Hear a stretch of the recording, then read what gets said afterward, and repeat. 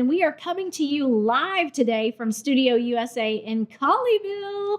And Real Producers is all about connecting, elevating, and inspiring the top 1% to 2% in the entire DFW Metroplex, along with vetted business partners.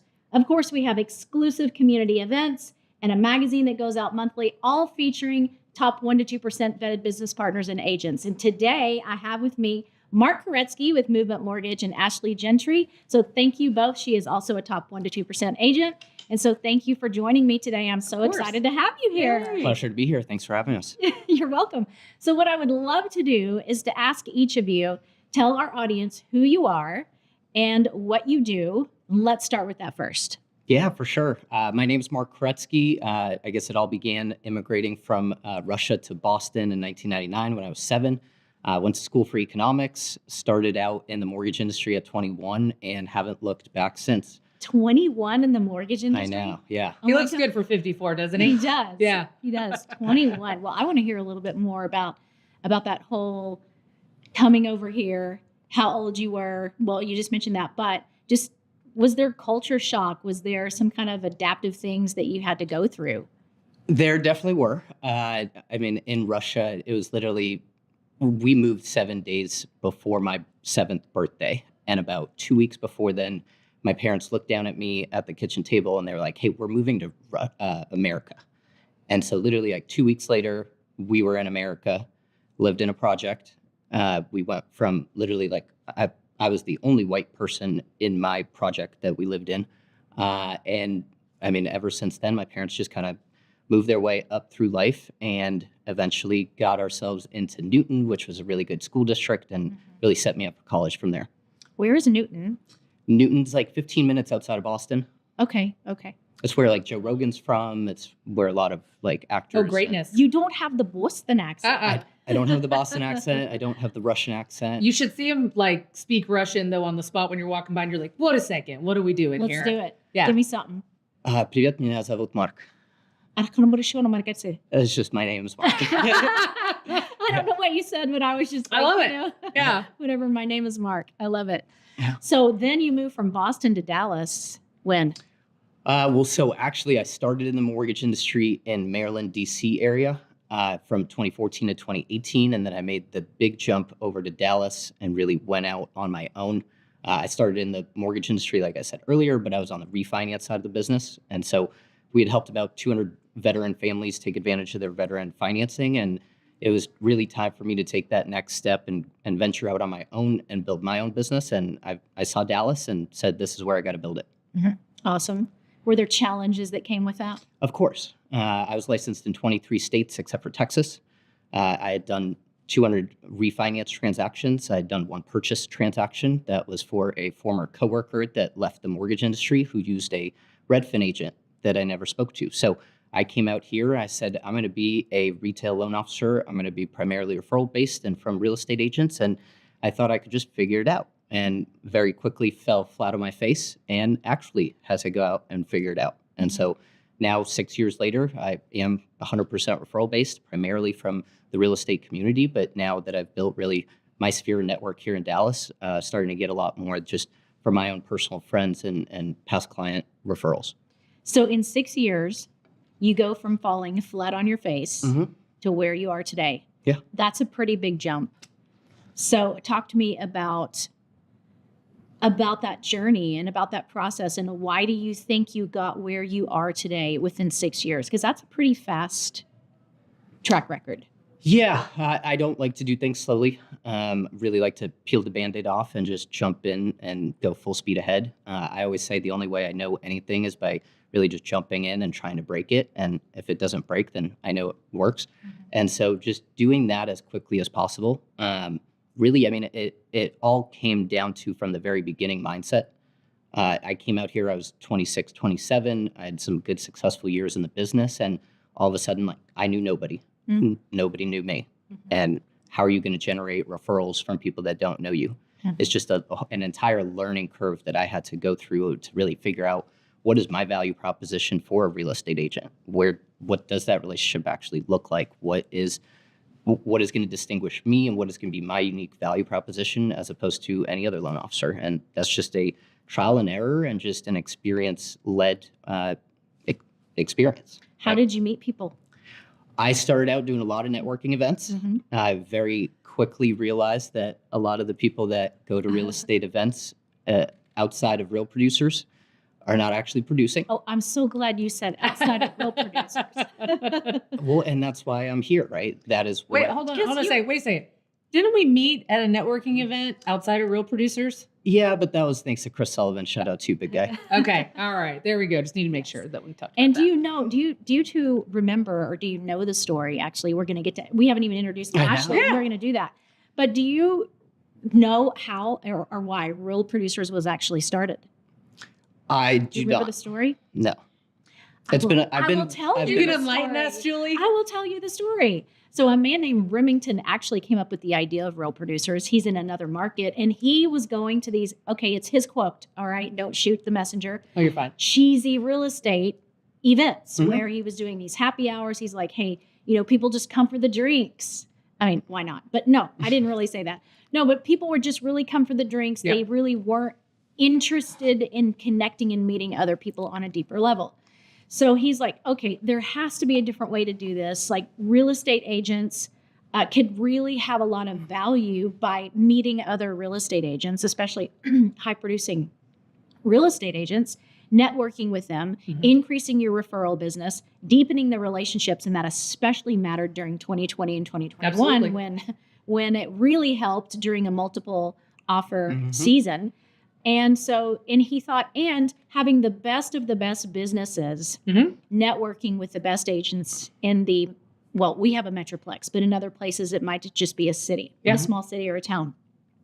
So Remington takes the idea to Into Publishing. Into Publishing is the publishing company that houses Real Producers and a few other publications. And they love the idea and they run with it. So now here we are with the top 1% to 2% agents in the Metroplex who refer the top businesses from their current relationships. And so it's a beautiful symmetry because already if agents are working with a particular business, they've Sure. somewhat been vetted. Mhm. And obviously your reputation is on the line, Ashley, as an agent. If Yeah. you refer so-and-so company and the so-and-so company doesn't deliver and fails your client, because referrals matter a lot to you. They absolutely do. And you both know that as you grow your business, it becomes more and more of a snowball effect, and that you just have more and more referrals, one after the other, Sure. one after the Yeah. other, and that matters. So Ashley, for you, I would love it if you would introduce yourself and then tell Yeah. everybody who you are, what you do, how you got into the business. Sure. So I like to consider myself a little Swiss Army knife over here because I'm not just an individual practitioner. I am co-owner of Red Branch Realty, which is an independent brokerage, and I co-own the business with my mom. So second generation realtor right here. My mom actually got licensed after a horrific real estate transaction when we relocated here from the East Coast to Royce City, Texas in '96, and lost about $250,000 from a horrible real estate transaction where the realtor, the title company, the seller, just about everybody was in collusion at that point. And so my mom turned around after we lost and a really grueling battle in court and turned around and said, you know what, I'm going to get licensed because if I can stop this from happening to one other person, then at least I've done my job. So she got licensed when I was 15. And I kind of was her unlicensed assistant from then there on because she's directionally challenged. So I had to sit in the passenger seat with the maps go because we didn't have Google Maps or Waze or anything at that point. And so I really got a first row seat watching somebody who climbed her way from a GED to a top producing rookie in her first year. Success leaves clues. Nice. So it was amazing at 15 years old to get that. And then continued to assist her. And then, like any good mother does, wants me to have a better life than she does with, a paycheck and all of these other things. And don't go into real estate. So being the rebellious daughter that I was, I got into real estate. It's worked out now here, going on 20 years later and owning the brokerage. I think it'll be 11 years in October, or actually 12 years in October. And so, it was born out of the idea that we wanted to increase the level of professionalism in what we did, because just as Mark was talking about him living in a project and his parents working their way up to provide more and more for him, he saw the value proposition and putting a roof over your head and what that looked like. And I know personally, Mark's story and everything, and I know how passionate he is about helping others obtain homeownership. And mine's kind of evolved from, residential real estate to then helping people build generational wealth. I work with a lot of investors. And so that's kind of snowballed over the past few years, where I still work with people looking for a primary residence, but I also see people that are immigrating from other countries understand that buying earth and buying properties here is the way to build that wealth. And so I work with a lot of individual investors to help support their families and do that. And then opened up a property management company because we weren't busy enough, but not enough hats. And so, for us, and it was kind of during COVID where we were helping a lot of our investors, and we have a very concierge type of ecosystem we had created in the acquisition phase or the disposition phase of real estate. And it was that middle piece of really asset management that we were missing. And we were referring to property managers out there that didn't understand the life cycle of an asset. And so I looked at my husband, as any good wife does, and I said, "You're getting licensed because you'd be great at that." And so 2 years ago, I got my husband licensed, who's always been a part of the business in one way or another. And he runs our property management and asset management division. And like a good wife I am, I voluntold him to get on the national. Voluntold. I like that. Yeah, it's a new word. it is. So I get voluntold a lot on this one. Yes, he does too. But for me, also while wearing 42 hats, I am currently the president of MetroTex Association of Realtors for 2024, and have been on the executive team the last few years. We represent 27,000 realtors and affiliate partners throughout the Metroplex, and we're the fifth largest organization in the country. So while I'm promoting and helping work and establish my business and helping the people that I serve, I also give back and serve to the community of realtors, which is why we love supporting real producers, not only as one myself, but then bringing you guys into this fold as a strategic business partner for MetroTex, because you understand what it's like to make those connections. And the more like attracts like, and we could put all those people in one room, that just really benefits everybody that we're serving in this real estate community to continue to connect and do bigger and better things in real estate. I agree with that, 100%. I have a question about the name of your brokerage, Red Branch. Yep. Does it have a significant meaning? So it's really funny. When I started a team while I was at KW, my mom was the training and productivity coach at KW Preston Road, and I was starting a team with another agent, and it was like, okay, we want to do something under the KW veil, and red was my favorite color at that point, and all of those things. And so it was like, okay, red, and that's a very powerful color. And we just kind of thought it was more of like branching off and branching off into something bigger and better. And if we can do that. And so when we diluted the team or dissolved the team and then decided to start the independent brokerage a couple years later with my mom, red was still such a powerful color. It was her favorite. She actually taught her first class through Ebby, and it was called the Red Purse. And so it was kind of bringing it full circle. And then when we talked about, this was a family tree that we're starting this business. So I almost think like God planted that seed a couple of years prior to start a team that had that moniker. And now it really means, this is a power for family, and that people that come on board with us, whether it's a client, an affiliated business partner, or another agent, that they're just a branch of this family tree that we've created, and they want to do bigger and better things as well. I love that. Yeah. One of the things about entrepreneurship that I want to talk about is, oftentimes the pie in the sky, everything looks totally fine. People don't understand how you are a top 1%, how you're one of the best mortgage lenders in the DFW Metroplex. They don't see all the things that happened down here in order for you to be up here. And I think it is often missed that we don't talk about the challenges and the trials and the things so much. Because if we're just looking honestly at people's social platforms and social media, there's a lot of good things that come on there and mostly are posted there. And then when you see somebody showing up on Facebook or Instagram and they're crying, you're like, oh my gosh, she's losing it. Well, not really. It's just that how most of us are. We just don't post all that stuff on Facebook or Instagram or one of our other platforms. Well, and when we do, it's our highlight reel, right? Like it's not the real down and gritty and what we're dealing with. It's the most recent win, right? Yeah. So I want to talk to you both. I want you both to answer this question. And I want you to tell me about, if you could do your businesses all over again from the start, knowing what you know now, what would you tell the audience, and what would you do differently? Ooh, that's kind of, that's a hard one. We're all believers sitting here, right? And so it's really hard to sit there and say, I would do a ton differently, because I wouldn't be here today if I didn't have a lot of the challenges and some of those experiences. I laugh. I met my husband in a biker bar as a bartender. I was doing bartending at night and real estate by day. Had I not made a series of maybe unfortunate choices myself, I wouldn't have been working in the biker bar. Nice way to put it. Unfortunate choices. But that was kind of one of those things where you turn around and it's like, I wouldn't have changed a thing, because I wouldn't have met my husband in a biker bar, like 13, 14 years ago. And here we are today. And so, I mean, I think there's definitely things that I would say from a standpoint of align yourself with the best. Don't look for the fastest solution. Don't look for the bright and shiny object, where I think so many people get the squirrel in the disco ball effect. And I want to go where all the important people are. Really, and I was watching Selling Manhattan on Netflix with Ryan Serhant, and he's an interesting character, I'll say that. But he was talking to an agent on the other side today, and they're number 6. Their brokerage is number 6 in New York City. And she was like, well, I'm being wooed by another company, and they're going to pay me up front, and they're going to give me several months of guaranteed income and give me leads. And he said, okay, well, that's fine for the short term, but didn't you want to learn from the best? I saw something in you, and by osmosis, you get to be with me, and you get to be greater and better than you could have ever been. So you need to choose which direction you want to go.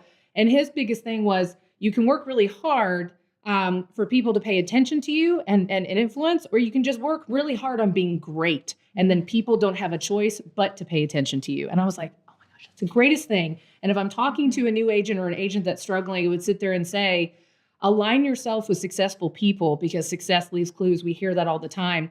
I don't think we talk enough about that. And especially with what's going on in our industry right now with the national lawsuits and the changes to, how we're approaching the industry. That's what we're telling people right now. Now is the time to align yourself with the best brokerages, the best mentors, the best trainers. Make sure you're in the right rooms with the right people, not those cheesy networking events that are fun, or you're downing your sorrows because you just lost a deal. Yeah. Make sure you're sitting there when you're having a bad day. That's when you need to pick up the phone and call somebody like Julie or Mark or somebody else and say, I got kicked in the teeth today. I just need to talk to you for a minute, because tomorrow's a new day and I'm going to be great.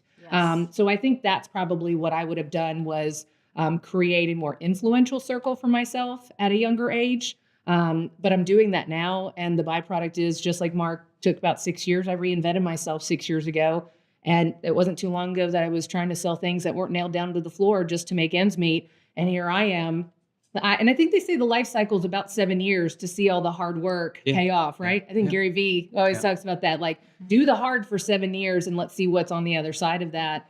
So we're on the other side. And to your point, though, I have people come to me all the time, especially through the association, and they're just like, how do you do it? How do you do it? I'm like, let me show you all the bad things. Let me show you all my tax returns. Let me show you all the, I'm finally to a place where my credit score emails me and it's like, your credit score is fantastic. I couldn't get a stick of bubblegum finance 6 years ago, And so there's all that hard work that goes into it.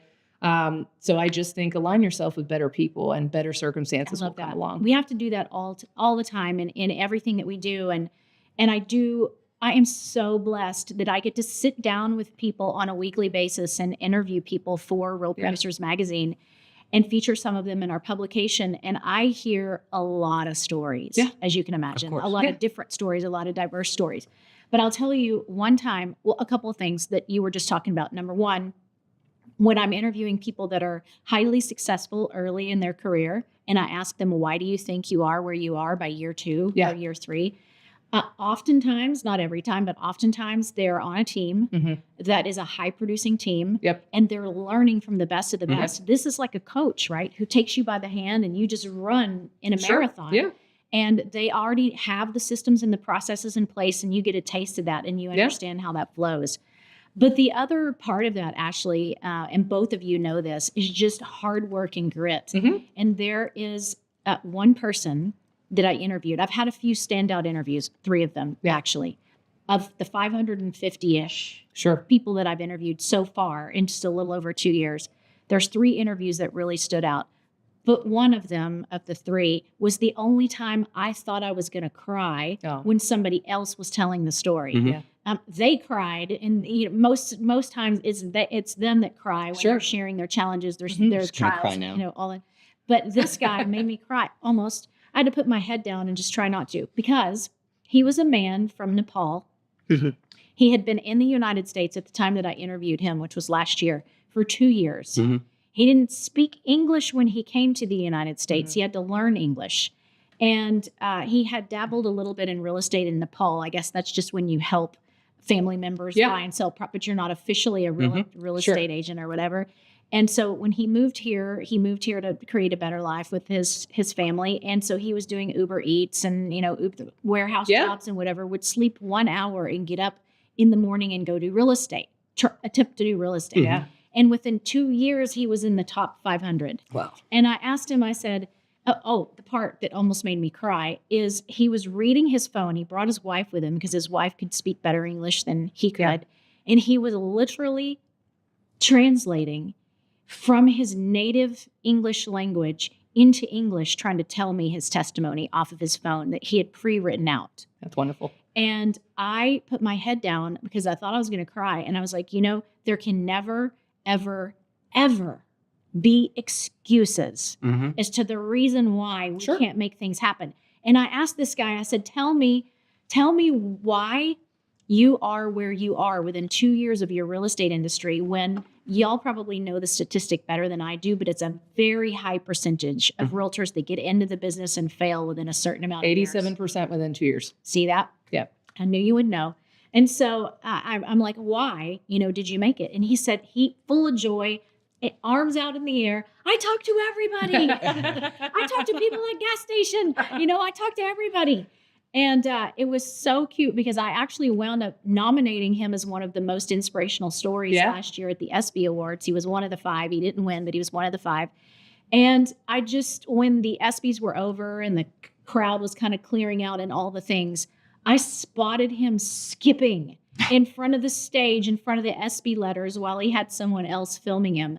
And I'm like, the man is so full of joy. Yeah. So full of joy. And he had only been here 2 years. And to just hard work, grind, make it happen, grit, all the things. I probably could have only slept an hour in my 20s trying to make that happen. Yeah, right. Right now, not ever. No. I would fall asleep driving on the street. But, so I think hard work and aligning yourself with the right people. So for you, Mark, I want you to talk to me about, if you could start all over again, is there anything that you would do differently? And what would you tell somebody who maybe has mortgage or lending in the back of their mind, or they're good at numbers and they want to be as successful as you are? Yeah, I think with the experience comes perspective, but like Ashley was saying, I mean, God takes you through this process, and it's on you to really to have those takeaways throughout these moments in our lives. And so would I change anything? No. How did I do it? What do I credit myself for doing? Really, it's just maintaining humility, but having confidence in yourself and being able to make yourself be the best. You may not be the best today, but if you're learning something new every single day, if you're like that gentleman and you're talking to somebody new every day, you're sharpening your sword, you're putting good out into the world, then the world has no other option but to reciprocate. And so that's ultimately what I did. I looked at everything like a student. I would look at the Ashley Gentrys and say, what is that business like? What are the problems that Ashley or a team leader or a broker has? What do I have?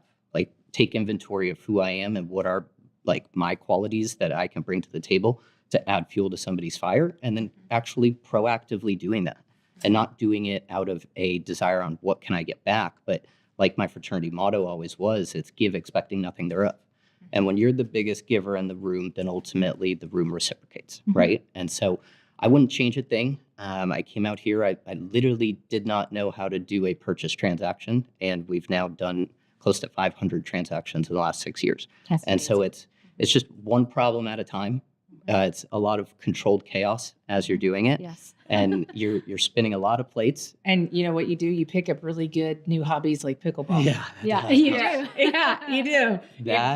The gym, having those stress relief things that you do. Yeah. I mean, you know my story, right? With 75 hard. I haven't drank now in over 2 years, and it's just we always go to these events, both real producers, outside of real producers. It's always good to meet new people. It's always good to connect with the people I already know, but it is just so common for us to grab a drink, right?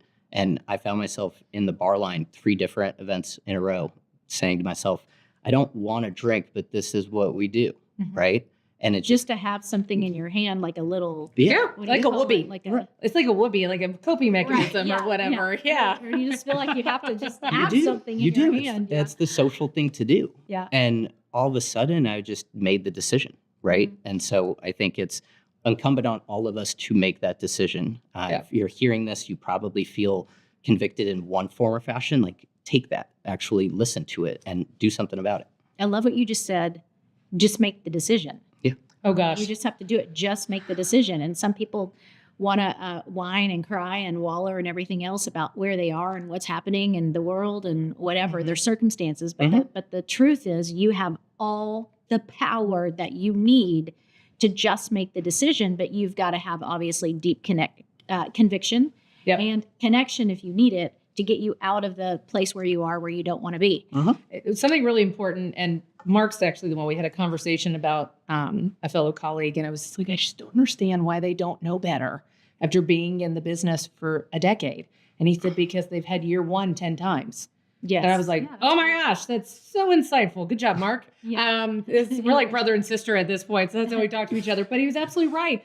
Whereas I can sit there and say that 20 years of experience, actually 24 years of experience, if you talk the unlicensed part, has been a compound interest situation for me. And so, you build those foundational blocks and everything else. And I think what I see most of the time, whether it's an affiliate partner or a realtor, and it's probably more so a realtor, it's Groundhog's Day. They're doing the same thing over and over again, expecting a different result. And they're having year one over and over. And that's when I say, you got to be in bigger rooms. You got to be around other people. And you know what was so finally eye-opening for me, realizing, okay, my rooms that I'm in, I'm now bigger than those rooms, and I got to go find another room, because that often happens when you start that trajectory. You need to be one of the smallest fish in that room. 100%. So that you have a lot of room to grow. Yes. Yeah. Don't stay in the same room either. Don't stay in the same relationships. I think people are so often, they just think that you have to, and I'm not ugly. I am the fiercest, most loyal person to have a relationship with. But once really God puts it on my heart that I've outgrown something or outgrown that relationship, I have to listen to that and realize that I'm being pushed out of a comfort zone because I'm not going to go to that next level, whether it's personally or professionally, if I stay in this season or in this environment. And sometimes you question, it's like, man, I really thought that was going to be a friendship that was going to last a little bit longer than it did. And ultimately you realize, you know what, I would have been really limiting if I had stayed in that friendship because they weren't pushing me to be bigger and better professionally. Because what we do is not a job. This is truly a lifestyle. We impact people's livelihoods and their everyday lives. And we have to understand that everything we do has an impact in our success. And so that's just super important to make sure if you're in those rooms that we're working for a couple of years and now all of a sudden you don't get anything out of it, it's because you're in the wrong room with the wrong people. That's true. That or it's the motivation isn't aligned the right way, right? I know I'm an impact-driven person. Everything that if you look at me, anything that I'm doing, it's because I want to try to leave a better, greater impact on everybody that I come across.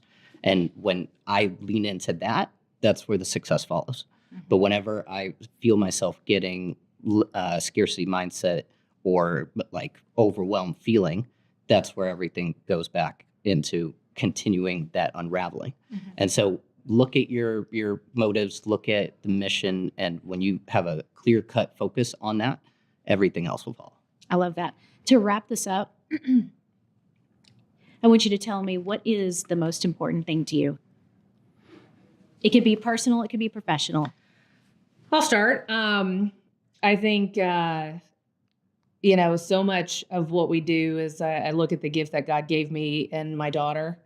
Now she's going to cry. Now I'm going to cry. And I look at her, and everything I do is not just about her. It's about the fact that I want to be for her what I needed at her age. Yes. And I turn around, and that's what I really try to do when I see people. And this is a very toxic business that we're in because it's highly stressful, and we get to see the worst of people sometimes. And so what I try to do as often as I can is just lead with empathy. Doesn't mean I'm always nice about it, but I'm empathetic, and I think is why I've continued to be ultra successful in this business during some really challenging times, because people are on fire, people are hurting. And so, I look at that and look, my daughter has, nights, here recently where she just cries and she just says, I'm lonely and I want more time with you. And so to split that, and she gets a lot of time with me. But it's one of those things where I've been so intentional with her that she craves that relationship with her mother. And so I take that from a personal side. I have a loving husband. I have an amazing mom and stepfather. We're very close with those relationships, but continuing to foster that. So then I take that mindset from the personal side. My daughter is craving that intentionality and that relationship with me because I pour into her on a daily basis, and that grounds her, and that's important to her.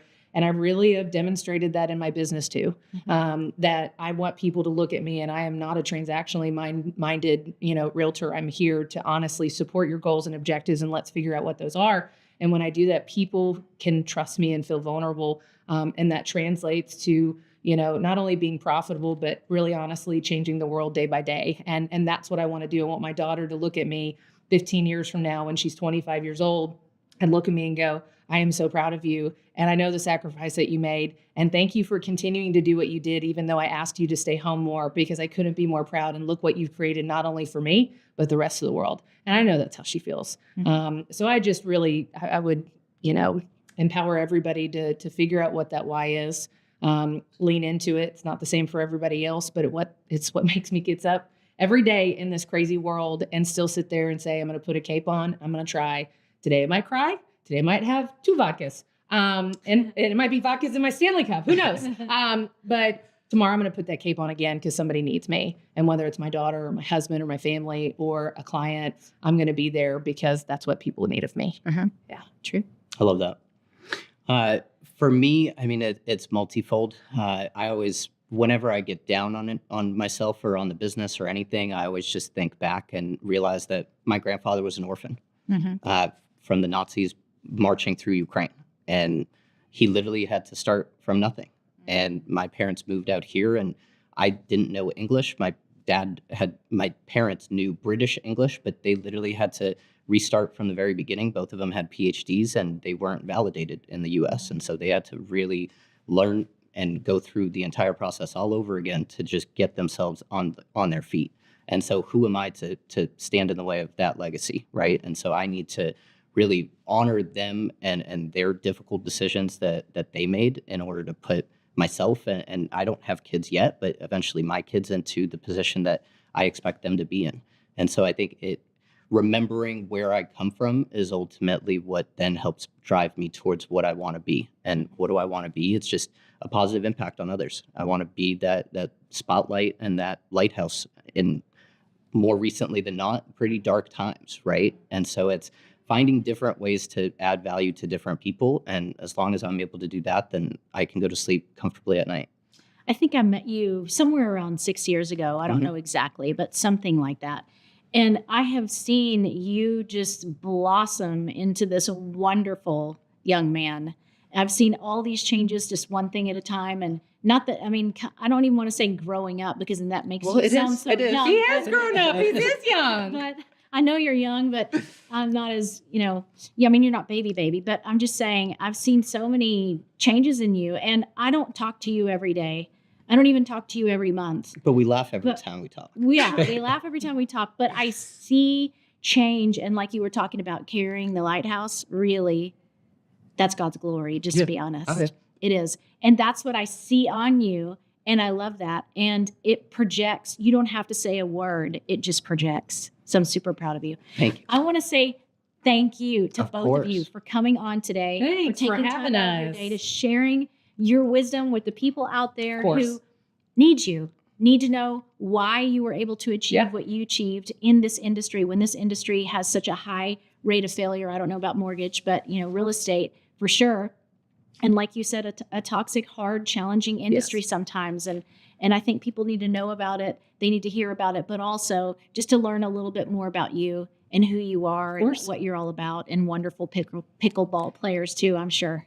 Hey, we're serving the world through pickleball too. So if anybody wants to learn more about pickleball, hit us up. We're at Pickleball Kingdom in Plano almost every day. Oh my goodness. So thanks We're for gonna have a having us. league before long. Yeah.